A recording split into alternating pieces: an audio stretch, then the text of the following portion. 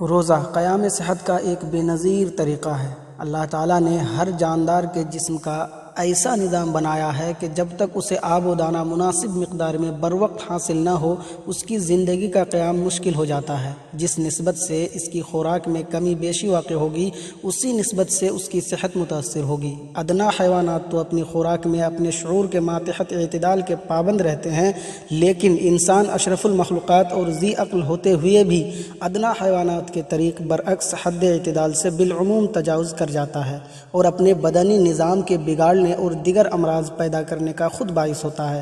مگر انسان اپنی خداداد عقل کے ذریعے اپنے امراض کے مقابلہ میں علاج اختیار کرتا ہے۔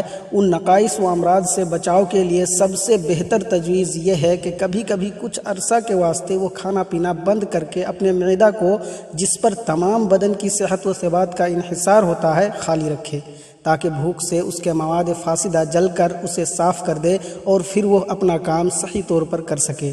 لہٰذا آج ہم جانیں گے روزہ اور جدید سائنس کے بارے میں کہ جدید سائنس روزہ کے تعلق سے کیا کہتی ہے۔ آج سے کچھ عرصہ قبل تک صرف یہ سمجھا جاتا تھا کہ روزہ سے نظام ہضم کو آرام ملتا ہے، لیکن جیسے جیسے طبی علم نے ترقی کی اس حقیقت کا بتدریج علم حاصل ہوا کہ روزہ تو ایک طبعی معجزہ ہے۔ ڈاکٹر محمد طارق محمود چغتیائی کے حوالے سے آئیے اب سائنسی تناظر میں دیکھیں کہ کس طرح روزہ ہماری صحت میں مدد دیتا ہے۔ نمبر 1، نظام ہضم پر روزہ کا اثر۔ نظام ہضم جیسا کہ ہم سب جانتے ہیں کہ ایک دوسرے سے قریبی طور پر ملے ہوئے بہت سے اعضاء پر مشتمل ہوتا ہے۔ اہم اعضاء جیسے منہ اور جبڑے میں لعابی غدود، زبان، گلا، مقوی نالے، لائمنٹری کینل یعنی گلے سے معدہ تک خوراک لے جانے والی نالی، معدہ، 12 انگشتی، آنت، جگر اور لبلبہ اور آنتوں سے مختلف حصے وغیرہ تمام اعضاء اس نظام کا حصہ ہے۔ اس نظام کا اہم حصہ یہ ہے کہ سب سے پیچیدہ اعضاء خود بخود ایک کمپیوٹری نظام سے عمل پذیر ہوتے ہیں۔ جیسے ہی ہم کچھ کھانا شروع کرتے ہیں یا کھانے کا ارادہ ہی کرتے ہیں، یہ نظام حرکت میں آ جاتا ہے اور ہر عضو اپنا مخصوص کام شروع کر دیتا ہے۔ یہ ظاہر ہے کہ سارا نظام 24 گھنٹے ڈیوٹی پر ہونے کے علاوہ اعصابی دباؤ اور غلط قسم کی خوراک کی وجہ سے ایک دوسرے سے گھس جاتا ہے۔ روزہ ایک طرح ان سارے نظام ہضم پر ایک ماہ کا آرام طاری کر دیتا ہے، مگر در حقیقت اس کا حیران کن اثر بطور خاص جگر پر ہوتا ہے، کیونکہ جگر کے کھانا ہضم کرنے کے علاوہ 15 مزید عمل بھی ہوتے ہیں۔ یہ اس طرح تھکان کا شکار ہو جاتا ہے جیسے ایک چوکیدار ساری عمر کے لیے پہرے میں کھڑا ہو۔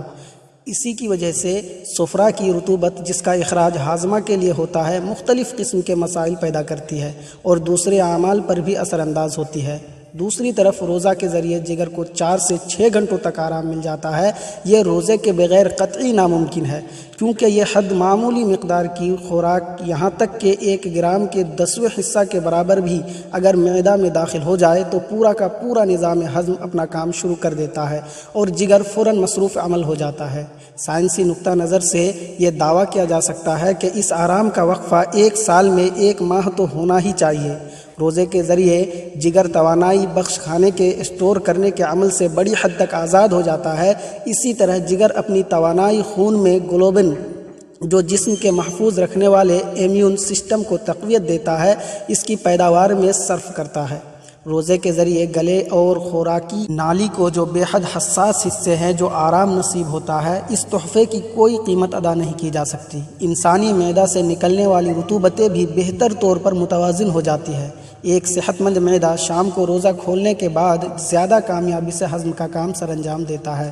روزہ آنتوں کو بھی آرام اور توانائی فراہم کرتا ہے۔ جیسے عطریوں کا جال روزے کے دوران ان کو نئی توانائی اور تازگی حاصل ہوتی ہے، اس طرح ہم ان تمام بیماریوں کے حملوں سے محفوظ ہو جاتے ہیں جو ہضم کرنے والی نالیوں پر ہو سکتے ہیں۔ نمبر 2، روزے کے دوران خون پر فائدہ مند اثرات۔ دن میں روزے کے دوران خون کی مقدار میں کمی ہو جاتی ہے۔ یہ اثر دل کو انتہائی فائدہ مند آرام مہیا کرتا ہے۔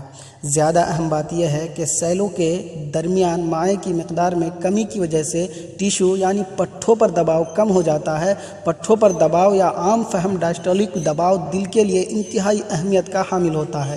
روزے کے دوران ڈائسٹولک پریشر ہمیشہ کم سطح پر ہوتا ہے، یعنی اس وقت دل آرام یا ریسٹ کی صورت میں ہوتا ہے۔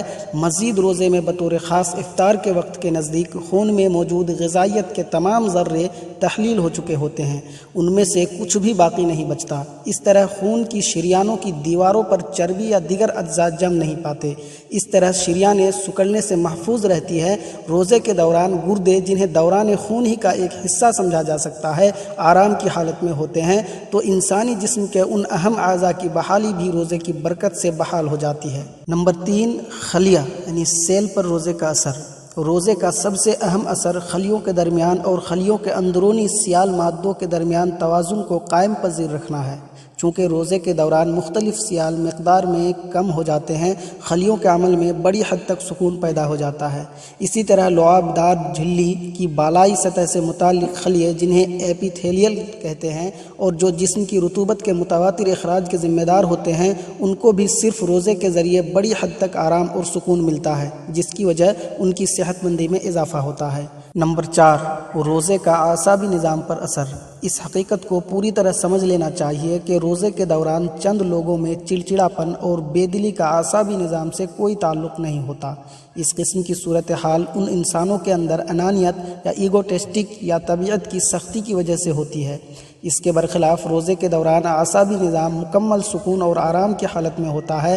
عبادات کی بجاوری سے حاصل شدہ تسکین ہماری تمام کدورتوں اور غصے کو دور کر دیتی ہے۔ روزے کے دوران ہماری جنسی خواہشات چونکہ علیحدہ ہو جاتی ہے، چنانچہ اس وجہ سے بھی ہمارے اعصابی نظام پر منفی اثرات مرتب نہیں ہوتے۔ روزہ اور وضو کے مشترکہ اثر سے جو مضبوط ہم آہنگی پیدا ہوتی ہے، اس سے دماغ میں دوران خون کا بے مثال توازن قائم ہو جاتا ہے، جو صحت مند اعصابی نظام کی نشاندہی کرتا ہے۔ اندرونی غدود کو جو آرام اور سکون ملتا ہے، وہ پوری طرح سے اعصابی نظام پر اثر پذیر ہوتا ہے، جو روزے کا اس انسانی نظام پر ایک اور احسان ہے۔ انسانی تحت الشعور جو رمضان کے دوران عبادات کی مہربانیوں کی بدولت صاف شفاف اور تسکین پذیر ہو جاتا ہے، اعصابی نظام سے ہر قسم کے تناؤ اور الجھن کو دور کرنے میں مدد دیتا ہے۔ نمبر 5، خون کی تشکیل اور روزے کی لطافتیں۔ خون ہڈیوں کے گودے میں بنتا ہے۔ جب کبھی جسم کو خون کی ضرورت پڑتی ہے، ایک خودکار نظام ہڈی کے گودے کو حرکت پذیر کر دیتا ہے، اور لاغر لوگوں میں یہ گودا بطور خاص سست حالت میں ہوتا ہے۔ روزے کے دوران جب خون میں غذائی مادے کم ترین سطح پر ہوتے ہیں، ہڈیوں کا گودا حرکت پذیر ہو جاتا ہے۔ اس کے نتیجے میں لاغر لوگ روزہ رکھ کر آسانی سے اپنے اندر زیادہ خون پیدا کر سکتے ہیں۔ بہرحال یہ تو ظاہر ہے کہ جو شخص خون کی پیچیدہ بیماری میں مبتلا ہو، اسے طبی معائنہ اور ڈاکٹر کی تجویز کو ملحوظ خاطر رکھنا ہی پڑے گا۔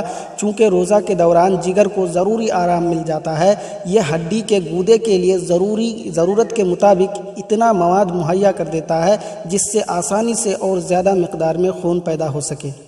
علاوہ روحانی اور اخلاقی فوائد کے اسلامی روزہ متعدد امراض اور بدن کے گندے مواد کے لیے جھاڑو کا کام دیتا ہے، ضبط نفس، بھوک اور پیاس کی شدت کے مقابلہ کی طاقت پیدا کرتا ہے، اور روزہ کھولتے وقت کھانے پینے سے جس طرح ایک روزہ دار لطف اندوز ہوتا ہے، وہ بیان نہیں کیا جا سکتا۔ اطباء اور موجودہ زمانہ کے ڈاکٹر اسلامی طریق روزہ داری کی قیام صحت کے لیے اہمیت و افادیت کا اعتراف کرتے ہیں، بلکہ بعض امراض میں علاج تجویز کرتے ہوئے اسلامی طریق کا روزہ رکھنے کا مشورہ دیا کرتے ہیں۔ روسی ماہر الابدان پروفیسر وی این نیکٹن نے لمبی عمر سے متعلق لندن میں 22 مارچ کو بیان دیتے ہوئے کہا کہ اگر 3 اصول زندگی میں اپنا لیے جائے تو بدن کے زہریلے مواد خارج ہو کر بڑھاپا روک دیتے ہیں۔ اول، خوب محنت کیا کرو۔ ایک ایسا پیشہ جو انسان کو مشغول رکھے، جسم کے رگ و ریشہ میں تر و تازگی پیدا کرتا ہے، جس سے خلیے پیدا ہوتے ہیں، بشرطی یہ کہ ایسا شغل ذہنی طور پر بھی قوت بخش ہو۔ اگر تمہیں اپنا کام پسند نہیں تو فوراً ترک کر دینا چاہیے۔ دوم، کافی ورزش کیا کرو، بالخصوص زیادہ چلنا پھرنا چاہیے۔ سوم، غذا جو تم پسند کرو کھایا کرو، لیکن ہر مہینہ میں کم از کم 1 مرتبہ فاقہ ضرور کیا کرو۔